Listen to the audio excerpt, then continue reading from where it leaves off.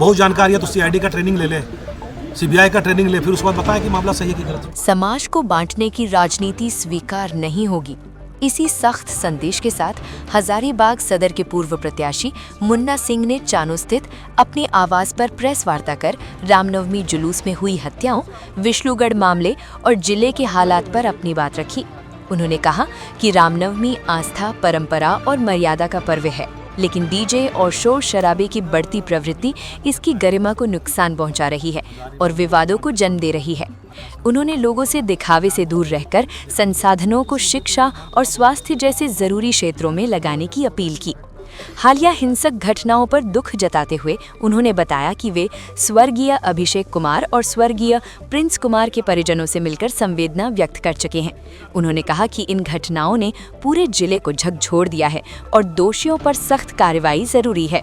प्रशासन की भूमिका की सराहना करते हुए उन्होंने कहा कि रामनवमी और दशमी जुलूस के दौरान बेहतर व्यवस्था देखने को मिली। साथ ही उन्होंने हजारीबाग की पहचान भाईचारे और सौहार्द की बताते हुए सभी से शांति बनाए रखने और अफवाहों से दूर रहने की अपील की। हजारीबाग में इधर रामनवमी के दौरान जो घटनाएं हुई, विष्णुगढ़ की घटना हुई, हजारीबाग में नौजवान बच्चों का जो आकस्मिक दुर्घटना या जानबूझ के जो देहांत हुआ, उस मुद्दे पे मन थोड़ा बहुत विचलित था और आप लोगों को अपना बात रखना था।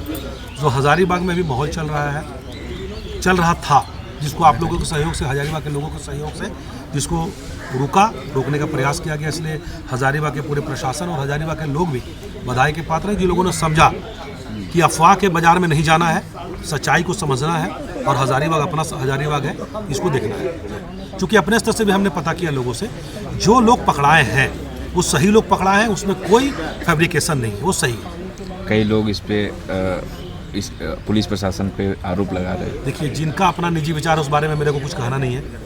अब वो किस तथ्य पे बोल रहे हैं, किस आधार पे बोल रहे हैं, वो जाने। लेकिन जो जहाँ तक सच्चाई है, सबसे बड़ी बात है, घटना जो हुई थी वो घटना का जो मेन आधार था वो सही आ गया है।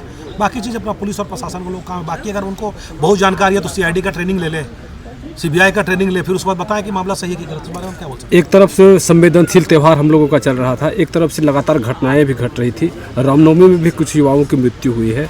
इन सारे घटनाओं को अगर जोड़ करके देखा जाए तो ऐसी परिस्थिति में आप क्या कहना चाहिए? हजारीबाग के सारे लोग और सारे जो भी जनप्रतिनिधि हैं, जो भी समाज से, सबसे मेरा निवेदन है, हजारीबाग का जो रामनवमी बहुत गौरवशाली रामनवमी हुआ करता था, पूरे भारत में इसकी चर्चा होती थी। वो रामनवमी का स्वरूप खराब हो गया है और उसको सिर्फ अपने राजनीतिक लाभ के लिए लोगों ने उसके स्वरूप को खराब करने का प्रयास किया है।